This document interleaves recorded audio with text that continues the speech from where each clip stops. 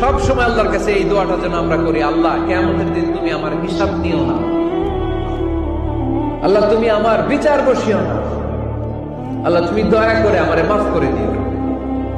আল্লাহ যার বিচার করবেন ও জাহান্নামে যাবে, আর যার বিচার করবেন না সে জান্নাতে যাবে।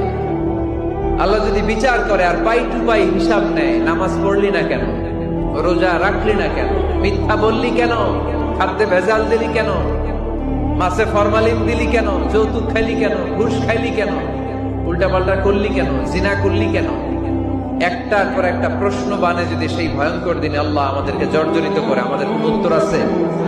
সেদিন আমাদের বাঁচার কোন উপায় আছে? তাই আমরা সবাই আল্লাহর কাছে দোয়া করবো, আল্লাহ কোনো বিচার টিচার মানি না, কোনো বিচার করতে পারবো না, দয়া করবা। কথা কয় না?